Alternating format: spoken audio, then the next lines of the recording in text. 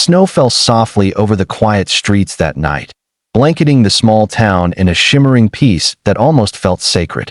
But inside a dimly lit coffee shop on the corner of Maple Avenue, peace was the last thing on Daniel Carter's mind.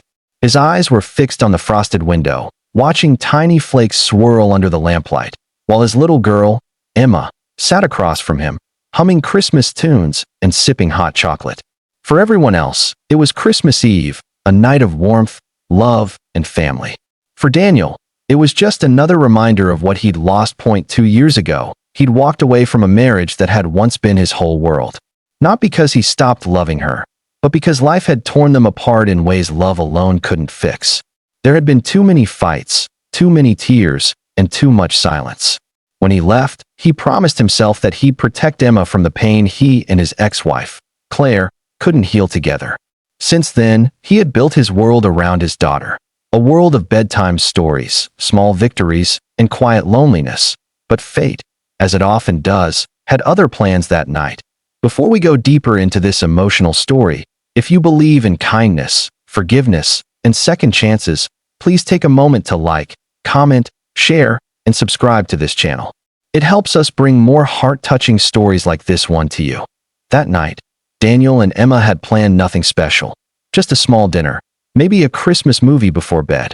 But when his car's engine failed in the freezing cold, they ducked into that coffee shop for warmth, unaware that destiny was quietly steering them towards something life-changing. As the door opened behind him, the sound of wind rushed in, and Daniel felt a strange chill run down his spine. He turned, and time stopped. There, shaking snow from her auburn hair, stood Claire. The same woman whose laughter once filled their kitchen, whose tears once broke his heart, and whose absence had haunted him every day since she left. She hadn't changed much, still graceful, still beautiful, but her eyes carried the same sadness he remembered. She didn't see him at first. She ordered her drink, turned, and froze. Their eyes met. For a long moment, neither moved. It was as if every year, every wound, every what if they'd buried came rushing back all at once. Emma looked between them, her little brow furrowed, sensing something important was happening. Daniel's throat tightened. He wanted to say something, anything, but the words wouldn't come. Claire gave a faint, polite smile, the kind you give to a stranger you once knew too well. And then she whispered, "Hi, Daniel." They exchanged awkward small talk. She'd been working out of town, she said, trying to start fresh. He told her about Emma's school, about how they were doing okay. Beneath the polite words, both could feel the weight of everything left unsaid. It wasn't anger anymore. It was regret, softened by time, sharpened by loneliness. When Emma ran to hug Claire, Daniel saw tears glisten in his ex-wife's eyes. Claire knelt, hugging the little girl tightly, her hands trembling as if afraid to let go. "You've grown so much," she whispered. And Emma, ever curious, tilted her head and asked, "Mommy, why don't you come home for Christmas?" Daniel's heart cracked open at those words. Claire looked up at him, eyes wide, lost between surprise and pain. He didn't know what to say. The truth was, he didn't know if home even existed for them anymore. They sat together, awkwardly at first. But as minutes passed, something softened. They talked about small things, Emma's drawings, old traditions, the way Christmas used to feel. The conversation flowed easier than Daniel expected, like stepping into a memory that still fit, even after years apart. Outside, the snow thickened, and the shop began to empty. The warm lights reflected on Claire's face, and Daniel couldn't help but notice the small scar on her hand, the same one she'd gotten the day they moved into their first apartment. It felt like a lifetime ago. When the owner announced they were closing early, Claire offered to drive them home. The silence in the car was heavy, filled with memories of long drives they used to take, with Emma giggling in the back seat. Now, Emma hummed a Christmas song softly, her voice sweet and pure. Halfway home, the car passed a small park where the town's Christmas tree stood glowing bright. Emma squealed with excitement and begged them to stop, just for 5 minutes. They did. The park was empty, quiet except for the soft crunch of snow beneath their boots. Claire and Daniel stood beside each other, watching Emma twirl under the falling snow. "She's beautiful," Claire whispered. "She's you." Daniel replied quietly. There was a long pause.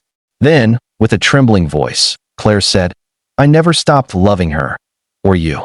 Her words hung in the cold air like fragile snowflakes, and Daniel felt his breath catch.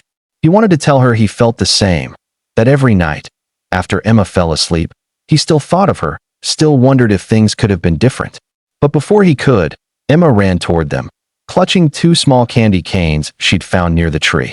She handed one to her mom, one to her dad, and said 2 simple words that shattered every wall between them. "Be happy."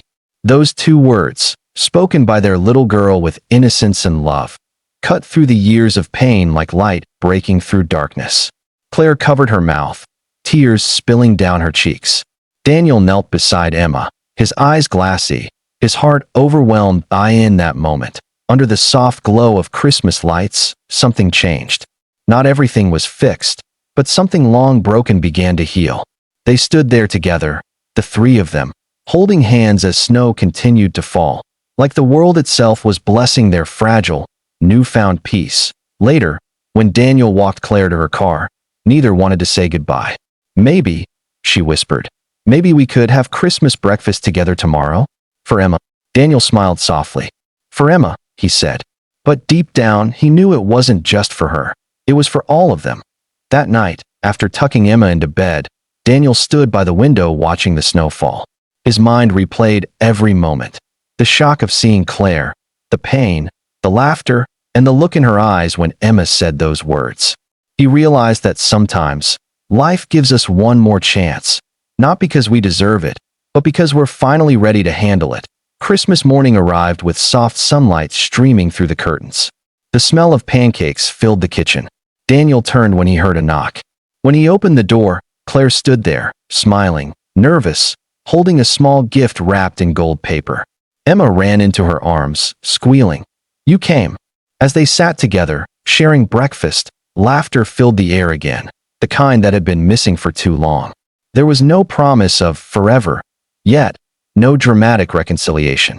Just quiet hope, fragile and beautiful. And sometimes, that's enough to they exchanged small gifts. Daniel handed Claire a photo frame. Inside it was a picture of the 3 of them from years ago, taken on their first Christmas as parents. Beneath it, he'd written a single line. "Maybe it's time to start again." Claire's eyes filled with tears as she looked at him. She nodded, softly, her voice barely a whisper. "Maybe it is." Outside, the world sparkled under the winter sun. Inside, warmth bloomed, not from the fireplace, but from the gentle miracle of forgiveness. Sometimes, the most powerful moments in life aren't loud or grand. They're small, quiet, and real. A shared smile, a child's simple words, and 2 hearts that find their way back to each other when they least expect it.